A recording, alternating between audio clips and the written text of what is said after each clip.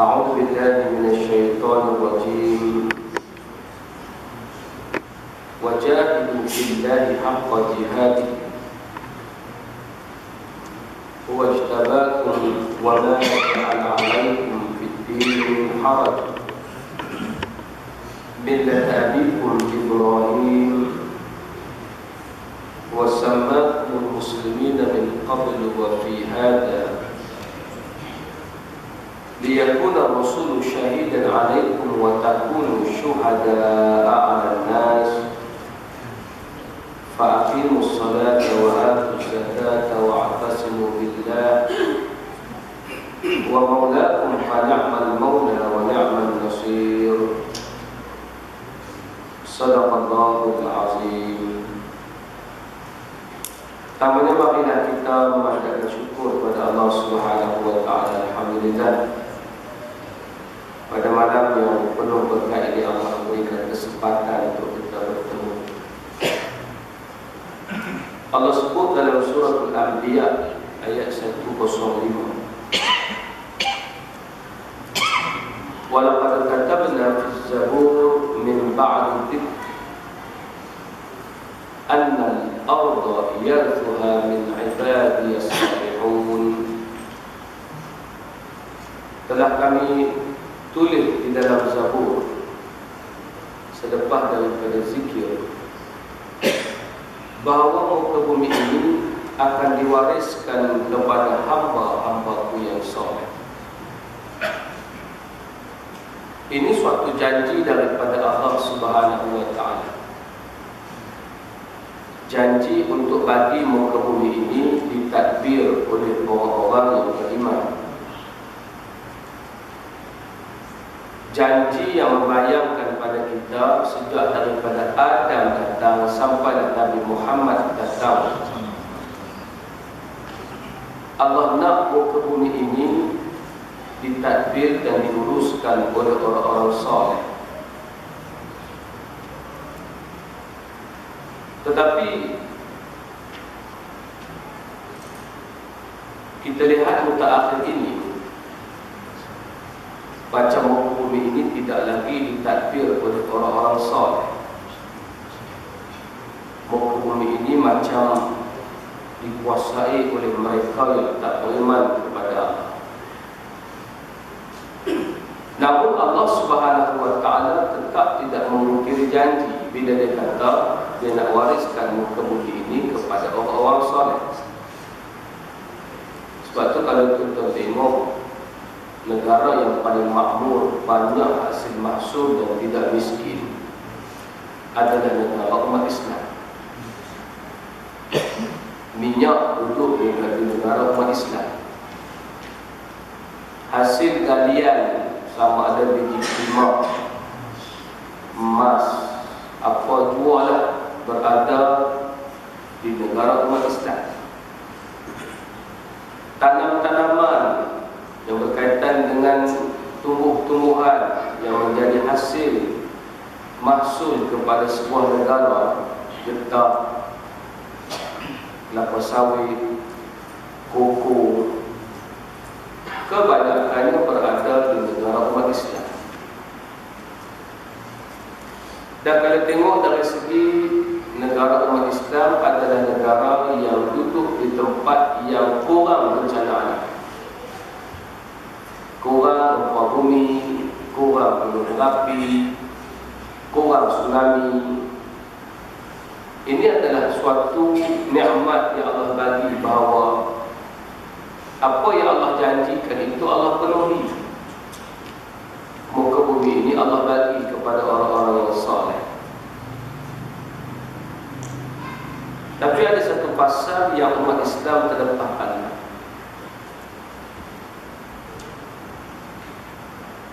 Kita hidup di zaman Nabi SAW.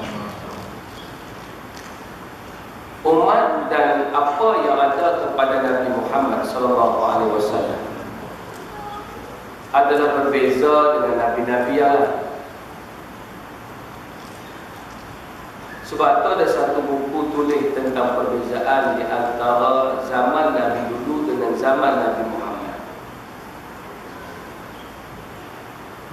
Zaman Nabi Muhammad, Allah telah meletakkan suatu keadaan.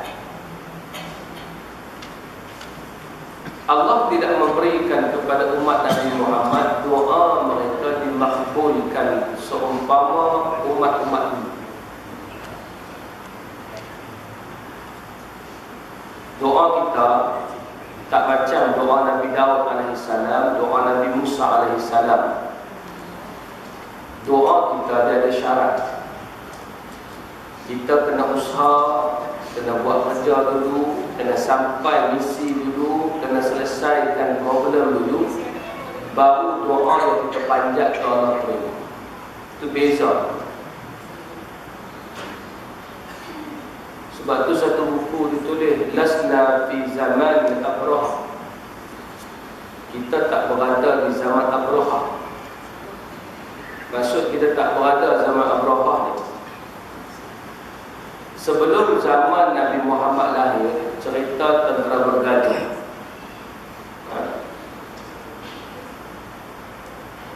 Alam tara kaifa fa'ala rabbuka bi ashabil fil. Allah tulis cerita tentera bergajah di dalam Al-Quran. Cerita yang berkaitan dengan tentera bergajah ini tak tunjuk sebelum kedatangan Nabi Muhammad. Itulah terakhir Allah terima doa tanpa usaha. Ketika Abraha sampai ke kota Mekah, dia datang daripada Yaman, tak puas hati sebab orang selalu pergi menunaikan haji dan berkumpul di Mekah. Dia buat tempat yang hampir sama di kota Yaman, tapi orang tak main. Geram punya pasal dia bawa tentera bergajah nak pergi hanamkan Kaabah. Masa itu yang menjadi pemerintah yang jaga Kaabah adalah Abdul Muttalib.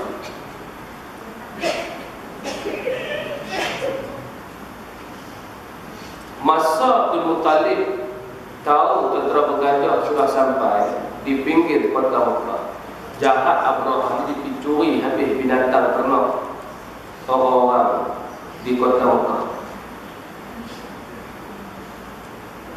Masa dirampas unta, kambing dan binatang ternak orang-orang Mekah, masa itulah Abdul Muttalib pergi jumpa dengan Abraha. Bila bertemu dengan Abraha, Abraha sambung, Mana. Kamu datang pasal nak minta supaya aku tak serang Mekah. Kamu main dengan niat tu kan, wahai Abdul Muttalib? Abraha tanya. Maka jawab Abdul Muttalib, tak, aku main bukan pasal nak minta tak serang Mekah. Aku main nak minta balik kambing, unta yang curi. Masuk dalam unta-unta aku yang hampir ampas itu. Jadi aku nak ambil balik unta aku dengan unta serta kambing-kambing milik orang Mekah. Akan dah bagi balik Abraha pun tanya, bukan ramai nak minta supaya aku tak serang Mekah? Dah, aku bukan nak minta tu. Aku nak minta supaya hang bagi balik kambing aku, semua binatang ternak orang Mekah yang hang curi tu, yang hang rampas. Hang tak mau minta supaya aku jangan serang Mekah.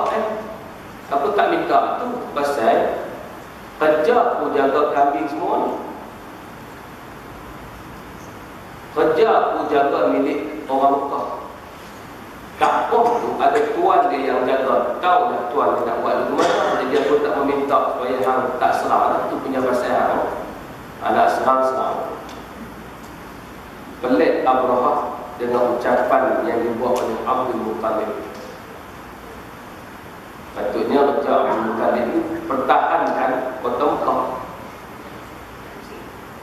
Tapi sebab dia tahu, Abdul Muttalib tahu ada penjaga yang menjaga Kaabah ni, iaitu Allah Subhanahu wa ta'ala. Jadi tak perlu dah dia nak minta tolong supaya Abraha tidak menyerang Kaabah.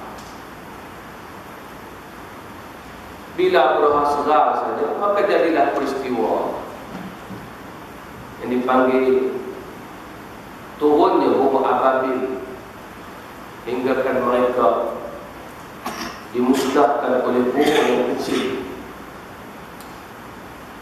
Lepas peristiwa itu, Nabi Muhammad pun beranak. Setengah ulama kata setelah 50 hari peristiwa itu, lahirlah Nabi Muhammad SAW.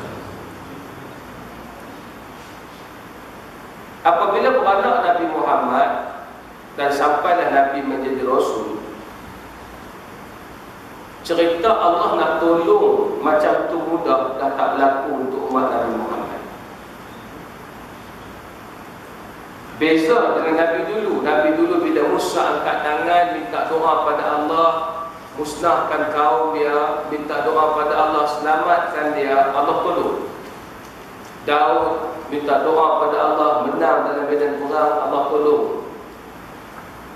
Minta semoga kaum dia dihancurkan, Allah tolong. Minta semoga banjir besar berlaku dan kaum dia musnah, melainkan mereka yang naik atas bahtera dia saja, iaitu Nabi Nuh alaihissalam, Allah makbulkan. Dibelah laut untuk Fir'aun lalu, kemudian Musa lalu, Fir'aun lalu, kemudian lepas daripada itu Allah katup laut, hapuskan Fir'aun. Tanda bantuan Allah sampai di zaman Nabi. Sampai zaman Nabi Muhammad, cerita tak ada dah. Cerita Allah nak tolong mudah-mudah ni, doa tu Allah tolong, tak ada dah. Kerana spesialnya umat Nabi Muhammad SAW. Waktu Allah sebut dalam Quran, wajahidu fillahi haqqa jihadih, hendaklah kamu berjihad pada Allah dengan sebenar-benar jihad.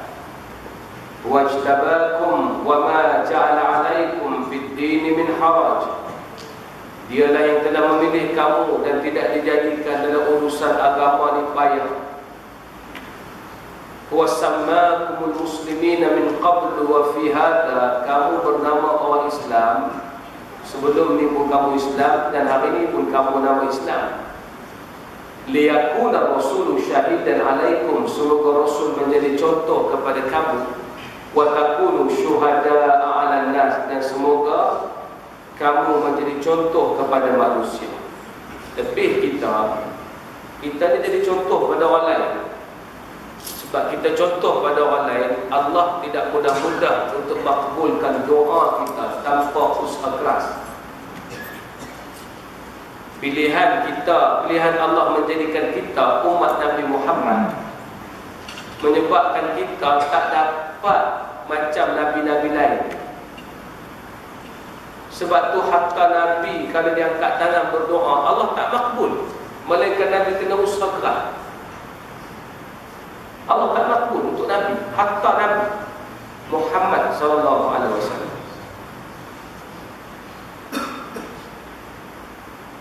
Sebab itu setelah zaman Nabi Muhammad, nak Allah makbul, dia kena usaha. Ketika Nabi yang angkat tangan minta doa kepada Allah, di antara peristiwa yang terjadi pada Nabi adalah ketika perut unta diletakkan di atas kepala Nabi. Nabi tengah bersolat depan Kaabah, datang Umayyah bin Khalaf, Abu Jahal dan beberapa orang rakan-rakan partner dia yang lain, ambil perut unta letak atas kepala Nabi. Letak perut unta tu tuan-tuan, Nabi nak gerak tak boleh dah, perut tu busuk. Siapa pun tak berani ubah perut, melainkan ada sahabat yang tengok berlari pergi cari Fatimah anak Nabi. Hanya Fatimah yang berani dan boleh buang perut unta, pasal buat pada pok dia. Alih saja perut unta tu, Nabi pun selesaikan solat, Nabi pun doa, Allahumma alaika Amru bin Hisham, Allahumma alaika Umayyah bin Khalaf. Nabi sebut nama seorang-seorang yang buat naya pada Nabi. Tapi Allah tak makbulkan doa Nabi. Kalau orang Kedah kata la tu juga tak, tu doa Nabi tu kan. Bukan la tu apa dia, suddenly tiba-tiba Nabi doa terus Allah makbul. Tak jadi untuk Nabi SAW. Bila Allah makbul doa Nabi ni? Setelah Nabi buka kota Madinah, Nabi menjadi pemimpin di kota Madinah. Peristiwa yang jadi pada Nabi itu dengan apa yang Nabi buka negeri di Madinah, satu zaman yang cukup jauh, mengambil masa 7-8 tahun. Doa Nabi masa Nabi tak ada negara lagi. Doa Nabi ketika Islam tengah tak kuat lagi. Doa tu Allah tak penuhi. Nama-nama yang Nabi sebut tu seorang pun tak mampu. Untuk elok ya, sihat elok. Untuk darah kambing elok ya tuan-tuan. Doa ni Allah makbulkan setelah Nabi perintah kota Madinah. Itu pun belum. Tahun kedua hijrah, setelah Nabi set up tentera untuk berperang dalam Badar, itu pun bukan nak pergi perang sangat. Bawa 313 orang ni nak sekat kafilah perdagangan Abu Sufyan. Bawa 313, itulah yang berjaya Nabi rempuh 1000 orang yang datang berperang dengan Nabi. 1000 orang yang perang dengan Nabi ini, nama-nama yang Nabi sebut dulu semasa mereka tak burung unta di atas kepala Nabi, baru terbunuh dalam medan Badar. Maknanya banyak mana usaha Nabi itu kembangkan dakwah dulu, pergi jumpa orang, pakat dengan kelompok Ansar, cari Aus dan Khazraj yang menjadi kelompok Ansar, bincang dengan mereka, buat perjanjian Aqabah pertama, lepas tu buat perjanjian Aqabah kedua, barulah Nabi berangkat hijrah. Lepas Nabi hijrah, ada lagi masalah, orang-orang munafik pula masuk Islam, tak setuju dengan Nabi. Kelompok Yahudi pula tak berapa setuju dengan Nabi. Akhir sekali selesaikan masalah dalaman, buat Sahifah Madinah, buat perjanjian di antara semua orang supaya memberikan sokongan kepada negara Madinah. Setelah Nabi setak semua benda tu, buat masjid dan sebagainya, perang, baru doa Nabi Allah makbul. Tanda apa? Tanda kita jangan terlepas pandang. Kita jangan terlepas pandang sebab doa kita untuk Israel Jahannam itu lama dah. Israel elok sepatu, tak ada masalah apa. Solat hajat kita tak usah kira lah banyak kita. Kalau kira solat hajat kita ni, sampai satu hari kita kena tanya balik, Allah tak dengar ke banyak sangat? Rupanya bukan pasal Allah tak dengar, pasal ada satu bab yang kita tak buat cara Nabi SAW. Lepas tu bila kita cerita balik kisah ni, kita kena koreksi diri. Orang kata betulkan balik keadaan, betulkan keadaan ke mana. Selama ni kita berdoa, Allahumma ansur ikhwana al-mujahidin fi Palestin. Ya Allah, kau tolongkanlah saudara kami yang berjuang di Palestin. Macam Allah tak tolong pun. Allahumma ansur ikhwana al-mujahidin fi Suria. Ya Allah, kau tolonglah sahabat kami berjuang di Syria. Orang-orang di Syria tetap kena sebelah juga. Rupanya Allah nak beritahu, doa saja tak cukup. Sebab tu Ismail Haniyah, bila dia mari ke Malaysia, dia orang tanya dia, macam mana kami nak bantu Palestin? Ismail Haniyah ni pimpinan Hamas tak? Masa Hamas memerintah dulu. Orang tanya soalan, macam mana kami nak bantu Palestin? Dia jawab simple. Dia kata cara nak bantu Palestin, pertamanya doalah untuk kami.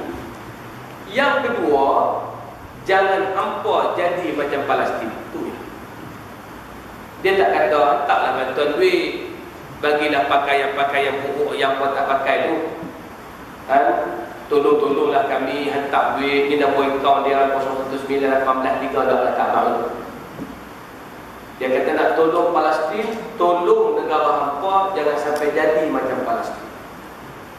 Apa cerita jangan sampai negara hampa jadi macam Palestin? Dulu Palestin negara yang sangat dijaga oleh semua pemerintah-pemerintah Islam. Palestin tak boleh siapa usik. Sampai kerajaan Osmaniyah yang memerintah Turki pun orang Yahudi tak berani datang ke Palestin, sebab tegasnya pemerintah Islam zaman itu menjaga Palestin. Sampai zaman Sultan Sulaiman Al-Qanuni. Sultan Sulaiman Al-Qanuni ini seorang pemerintah. Dia pada masa itu, tuan-tuan, berkahwin dengan seorang perempuan Yahudi. Dia kahwin tu sebab perempuan tu masuk Islam dan perempuan tu jelita, cantik, tuan-tuan. Ini perancangan yang dibuat oleh orang Yahudi sebab nak masuk ke Palestin. Caranya, hantar seorang yang paling cantik, comel, lonte, hidung bak seludang, lawa bukan main, kahwin dengan Sultan Sulaiman Al-Qanuni. Sultan ni dah tengok comel gitu, betul masuk Islam pula kahwin. Masa berkahwin itulah isteri dia pujuk, "Abai, buka lah ruang sikit bagi kau orang yang pergi masuk sana." Tak lah Kelantan itu tak, cuma nak bagi tahu. Nak bagi tahu lembutnya bahasa. Sebab tak ada bahasa paling lembut di dunia ni bahasa Kelantan. Kelantan. Orang Kedah kasar betul. Kalau dia cakap betul Kedah lagi kasar. Orang Kelantan lembut, betul Kedah ke belum? Jadi cerita dia, akhir sekali bila dah Sultan Sulaiman Al-Qanuni dipujuk oleh isteri, bukalah ruang sikit. Orang Yahudi pun mula masuk membeli tanah. Mereka bukan start dengan merampah, mereka masuk dengan start beli tanah. Maka dia belilah tanah sikit-sikit. "Pakcik, tanah ni berapa harga?" Orang pun jawab, "Harga ni sekian-sekian." "Saya bayar 3 kali ganda." 3 kali ganda. Orang di Palestin sedang nak duit, jual. Dan mereka pun bukan beli sekali duit, pelan-pelan supaya orang tak perasan. Dah lama, tuan-tuan, punya lama, sampailah zaman Sultan Abdul Hamid memerintah. Sultan Abdul Hamid masih tegas, sebab masa tu ketika Sultan Abdul Hamid kalah dalam perang dunia pertama. Tuan, Islam hebat di zaman dulu, dia sertai perang dunia tu. Tapi orang tak pernah cerita. Dia bersama dengan tentera-tentera yang lain, tak saja dia bersama dengan Jerman masa tu. Sebab tu tuan-tuan tengok hari ni, Jerman sangat baik hubungan dengan Turki sampai lah. Jerman sangat baik hubungan dengan Turki. Hari ini pun, kalau ada saja bola sepak Galatasaray lawan dengan kelab Jerman, Erdogan akan turun juga. Pasal dia rasa hormat dengan Jerman. Dulu kita ada hubungan diplomatik yang baik, kita sertai perang bersama. Tapi kalau perang tu